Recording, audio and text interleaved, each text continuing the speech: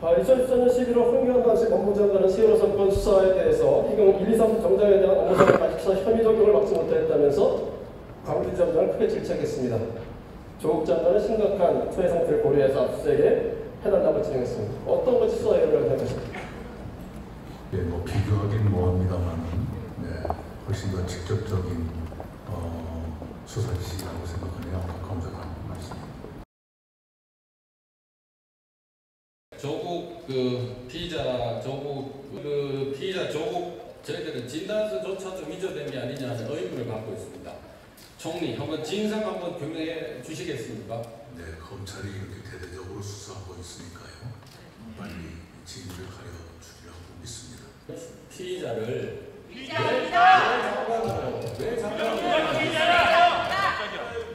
우선 피의자의 과거 제가 경험담 하나 말씀드리겠습니다. 법률 용어를 한번 정확히 하셔야 된다고 생각합니다. 박상도 공정 아닌가?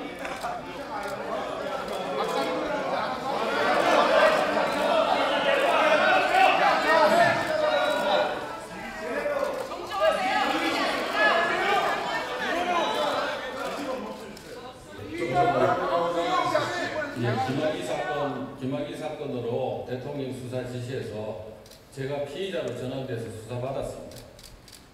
저는 그때 피의자로 전환됐습니다. 압수수색을 피의자가 되지 않으면 압수수색이 안 된다고 했습니다. 그래서 피의자로 전환된다는 기사가 뭐 부지기수로 떴습니다. 아니 그러면은 당연히 압수수색, 주거지 압수수색까지 나간 사람이 피의자 아니겠습니까?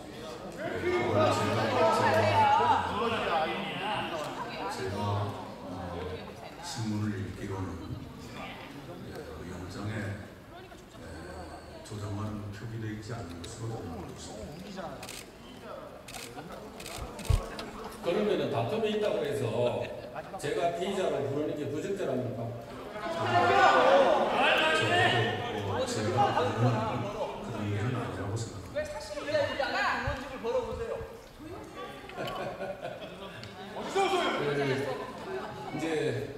이제 계속 질의를 이어가겠습니다. 4년 동안의 미국 체류 생활비 국내 부동산 매입 자금을 2년의 울산대 전임 강사 경력만으로 벌 수 있다고 생각하십니까? 제가 아는 바가 없습니다.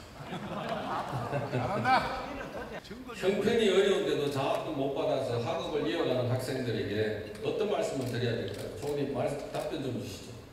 네, 아까도 말씀드렸습니다만 설령 그것이 제도라고 하더라도 그 제도가 가진 사람들의 기회로 활용되고 그러지 못한 사람들에게는 박탈이 되는 이런 상황을 이대로 볼 수 없다고 생각합니다. 그 점에 대해서는 저 자신도 자유롭지 못하고 의원님의 상담도 자유로울 수 없다고 생각합니다.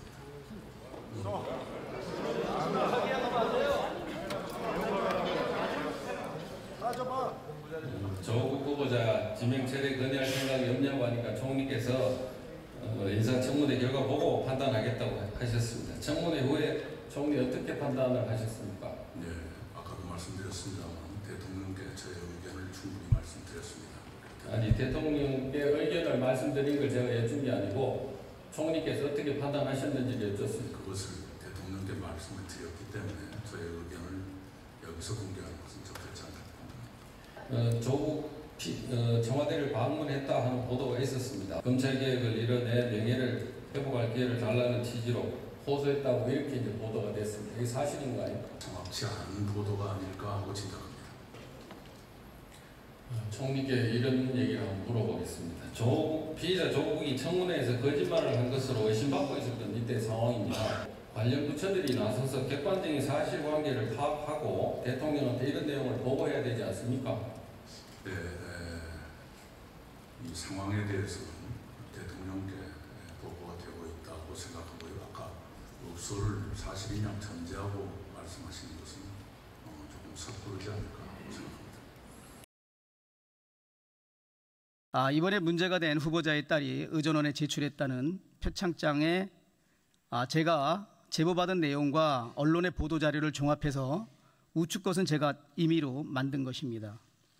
거기에 총장은 저런 직인을 찍어준 적도 없고 학교에 총장 직인 사용 대장도 없고 그러면 저거 누군가가 위작한 거 아닙니까?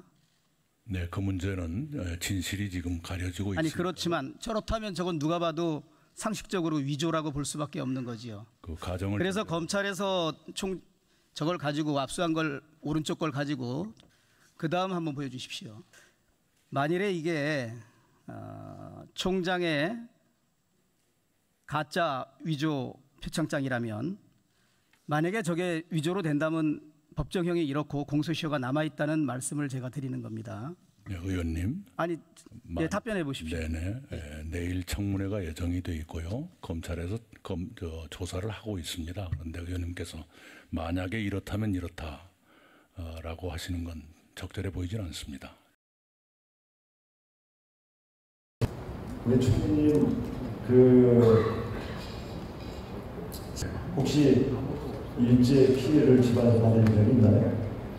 저희 가족 중에는 없죠? 네. 제가 국회의원 300명 중에서 정부 그렇지만 유일하게 일제 징용 피해자의 아들입니다. 제가 친일파입니까?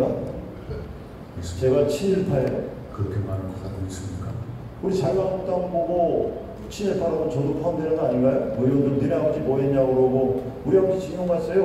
아니, 저는 누나 죽었고요. 정부의 근거로 그런 행동을 없다고 생각합니다. 총리님이 하셔야 되는 말씀이 아니라 말이 다 말이 아닙니다. 정부도 마찬가지입니다. 제가 친일파는 아니에요. 이런 말이라고 아무 말이나 이렇게 해서 되는 게 아니고요. 저는 일본 대일관계를 바라보면서 과연 우리 정부가 이렇게 대응을 해야 되나. 우리가 싸울 여력이 저는 그렇게 아직 안 된다고 봅니다. 이번 일은 저희가 싸움을 시작한 것이 아닙니다. 대법원은 우리 한국의 오래된 입장에 따라서 그런 판단을 한 것이고요. 그 법원의 판단을 경제로 보호하려고 일본이 했던 것이고 또 그냥 경제 보호가 아니라 안보상 믿을 수 없다라는 이유를 또 나중에 붙이고 그런 과정들은 일본이 잘못된 것이 많다라고 생각합니다. 물론 싸움의 시작은 한국은 아니다라고 생각합니다. 예, 당이 요구하면 뭐든지 하겠습니다. 네.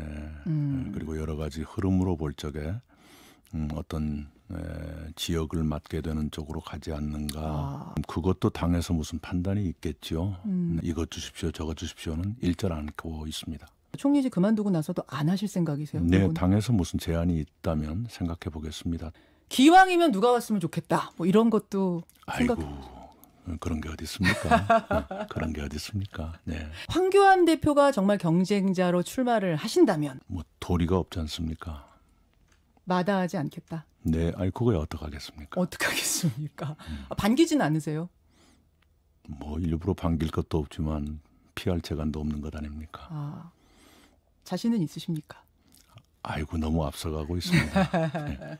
이번 총선의 국민들의 어떤 판단 기준은 뭐가 될? 뭐 경제냐 또는 개혁이냐 또는 뭐냐 이제 그렇게 물으면 여야가 다를 수 있겠지만 여야가 다를 수 없는 것은 신뢰입니다. 국민이 보시기에 어떤 말이 또는 어떤 사람에게 더 믿음이 가느냐의 경쟁이게 될 것입니다. 어디나 갈등이 있죠. 갈등이 있고 그런 갈등이 경제와 사회가 수축이 되기 시작할 때 성장의 속도가 둔화될 때는 그런 것들이 더 드러나게 됩니다. 강에 물이 풍부하면 강 속에 있는 것들이 드러나지 않지만 물이 내려가면 수위가 내려가면 많은 것이 드러나는 보이죠. 이치와 같죠. 그렇죠. 우리 사회가 약간 그런 것이 있고요. 거기다 더해서 헌정사상 처음으로 현직 대통령이 탄핵되시는 불행이 있었습니다. 상당수의 국민들 가운데는 그걸 지금까지도 받아들이지 못하시는 분도 계실 거고 인정하고 싶지 않은 분도 계실 거고 분노하시는 분도 계실 것입니다. 그래서 보통의 갈등보다 더 증폭되게 돼서 나타난다. 그런 특수성도 있다고 생각합니다. 앞으로 우리 사회가 성숙사회로 가면 갈수록 갈등은 더 많이 다양화되고 심화될 가능성이 있죠. 그것을 어떻게 조정하고 관리할 것인가. 정치의 크나큰 숙제가 될 것입니다. 정치권부터 수렴의 노력을 해야 할 텐데 그러지 못하고 있다는 것은 참 아쉽지요. 그것은 이 정치 세력들이 접점을 쳐다보면서 저런 지점이라면 서로 조정할 수 있겠다. 그 생각을 먼저 하는 게 아니라 예. 자기 지지 세력을 먼저 뒤돌아보는 그러다 보니까 점점 세력 간의 거리는 멀어지는 그런 경향이 있죠. 저 어린 시절에 농사짓던 저희 아버지가 예. 늘 하시던 말씀이 있어요. 쟁기질할 때 뒤돌아보면 소가 날뛴다. 그런 말씀을 주셨는데 자꾸 정치 세력들이 뒤를 돌아봐요. 아니요, 소를 봐야죠. 그러면 소가 아무 말 안 해요. 그리고 그 소가 앞으로 갑니다. 쟁기도 앞으로 나오고. 예, 예. 네, 그런데 그걸 놓치는 순간 길을 잃습니다. 그런 의미군요. 그런 네, 의미군요. 뒤돌아보지 말라. 뒤를 돌아보지 말아라. 네, 라는 것인데 정치 세력들이 자꾸 뒤를 돌아봐요. 자기 지지 세력, 자기 진영을. 응원단, 자기 응원단. 진영 그쪽을 봐요. 그래가지고 박수 치는가 야단 치는가 그걸 신경 써요. 어차피 우리 사회에 갈등이 있습니다만은 그것은 충분히 알되 그러나 그쪽에 더 함몰되지 말고 새로운 지향을 찾아서 나아가는 게 지도자들의 역할이라고 생각합니다. 근데 응원단을 안 보고 가다가 응원단이 뭐 등을 돌려버리면 그것은 거의 어렵죠. 정치인들은 본능적으로 압니다. 응원단이 뭘 원하시는지를. 예. 네, 그것을 잊어버릴 정도면 이상하죠. 그거에 함몰되지 말라, 빠져있지 말라는 얘기죠. 머리에 두는 정도가 아니라 온몸에 이미 체화돼 있어요. 정치인들은. 자기 지지 세력 또는 진영이 어떤 생각하는 건 이미 몸에 피처럼 흐르고 있죠. 그게 다 일치하면 괜찮은데 가야 할 방향과 이 지지 세력의 생각이 다를 땐 어떻게 합니까? 설득해야죠. 설득해야 한다. 그리고 사과드리고. 네, 그러면 대부분은 이해합니다.